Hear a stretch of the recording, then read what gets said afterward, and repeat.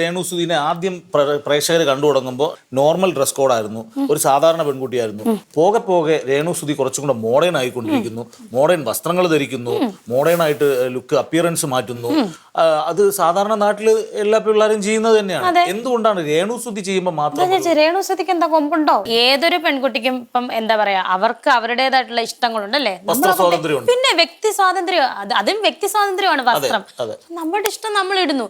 ഇനിയിപ്പം അത് എന്താ പറയാ, എന്നെ സംബന്ധിച്ച് ഇപ്പോൾ ഒരു ഫോട്ടോഷൂട്ട്, ഇപ്പൊ കഴിഞ്ഞ പ്രാവശ്യം എല്ലാം പ്രശ്നം നടന്നത് വയറ് കാണിക്കുന്നു, അങ്ങനെ കാണിക്കുന്നു, ഫോട്ടോഷൂട്ടിനാണ് അതാണ് പ്രശ്നം. സ്ട്രെസ്സിന്റെ കാര്യം അതാണ് തുടങ്ങിയത്.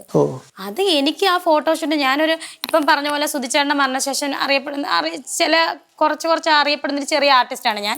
അങ്ങനെ തന്നെ ചെറിയൊരു ആർട്ടിസ്റ്റാണ് ഞാൻ. അപ്പം എന്നെ സംബന്ധിച്ച് ഇപ്പം ഫോട്ടോഷൂട്ട് ചെയ്യുമ്പോൾ എനിക്ക് കംഫർട്ടുള്ള വേഷമാണ് ഞാനത് ഇടുന്നത്. എനിക്കത് ഒട്ടും ചേരത്തില്ലെന്നുണ്ടെങ്കിൽ ഞാൻ ഇടത്തില്ല. പക്ഷെ അത് കാണുന്നവരുടെ കണ്ണിലാണ് ഈ പ്രശ്നങ്ങൾ. അവർക്കൊരിതുണ്ട് മനസ്സിൽ. ചില ടിപ്പിക്കൽ മലയാളീസിന് ഒരു ഇതുണ്ട്, കുലസ്ത്രീ, അവരുടെ ഭർത്താവ് മരിച്ചു കഴിഞ്ഞാൽ വീട്ടിൽ ഇരിക്കണം, വെള്ളസാരി എടുത്തുകൊണ്ട് നടക്കണം. ഇതിനൊന്നും എന്നെ കിട്ടുന്നില്ല.